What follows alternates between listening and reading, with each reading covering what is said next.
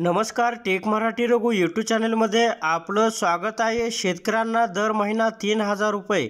होय, शेतकऱ्यांना याचा लाभ कशा प्रकारे मिळणार आहे, कोणाला मिळणार आहे, अर्ज कशा प्रकारे करायचा, संपूर्ण माहिती या व्हिडिओच्या माध्यमातून मिळणार आहे। म्हणून हा व्हिडिओ आपण शेवटपर्यंत पहा।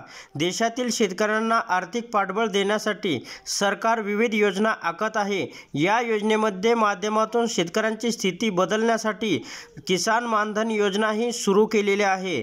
आता या योजनेअंतर्गत शेतकऱ्यांना दरमहा 3000 रुपये देण्याची तरतूद आहे। केंद्र सरकार शेतकऱ्यांच्या फायद्यासाठी अनेक योजना राबवत आहे। त्यापैकी एक म्हणजे किसान मानधन योजना। या योजनेअंतर्गत वयाची 60 वर्षे ओलांडलेल्या शेतकऱ्यांना आर्थिक मदत मिळू शकते। सामान्यतः उतार वयात शेतकऱ्यांना शेती करता येत नाही, तेव्हा त्यांना आर्थिक मदतीसाठी इतरांवर अवलंबून राहावं लागतं। ही बाब लक्षात घेऊन केंद्र सरकारने किसान मानधन योजना सुरू केली आहे। प्रधानमंत्री किसान मानधन योजना 12 सप्टेंबर 2019 रोजी सुरू करण्यात आली आहे।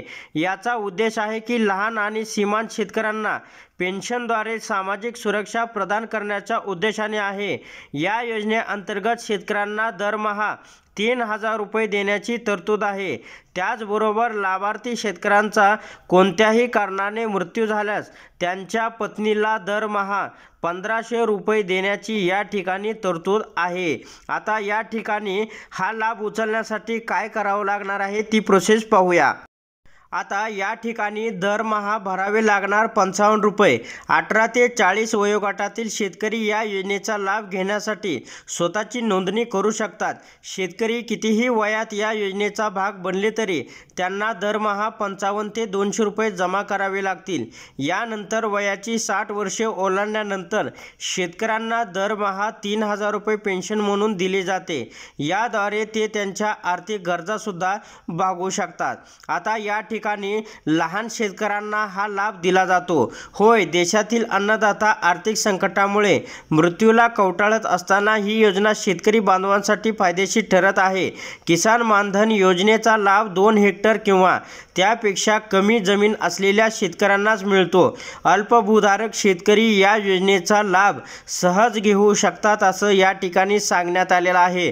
आता अर्ज कशा प्रकारे करायचा आणि कुठे करायचा याची सविस्तर माहिती आपण पुढे पाहणार आहोत। तर या ठिकाणी आपण स्क्रीनवरती पाहू शकता, अर्ज करण्यासाठी शेतकऱ्यांकडे आधार कार्ड, मोबाईल क्रमांक, पासपोर्ट साईज फोटो, ओळखपत्र, वयाचा दाखला, उत्पन्नाचा दाखला, शेत खसरा आणि बँक खाते पासबुक असणं या ठिकाणी गरजेचं आहे। तर सर्वप्रथम शेतकऱ्याला किसान मानधन योजनेच्या अधिकृत वेबसाईटला भेट द्यावी लागेल। या ठिकाणी त्यांना लॉग इन करावं लागेल। लॉग इन केल्यानंतर मोबाईल क्रमांक टाकावा लागेल आणि मोबाईल क्रमांकासोबत आवश्यक माहिती भरल्यानंतर या ठिकाणी OTP येईल आणि तो OTP टाकताच या ठिकाणी सर्व प्रक्रिया पूर्ण होईल। तर अशा प्रकारे शेतकऱ्यांसाठी ही एक महत्त्वपूर्ण अपडेट होती। अशा प्रकारच्या महत्त्वपूर्ण अपडेट जाणून घेण्यासाठी आताच आपल्या टेक मराठी रघु यूट्यूब चॅनलला जास्तीत जास्त शेअर व सबस्क्राईब करा।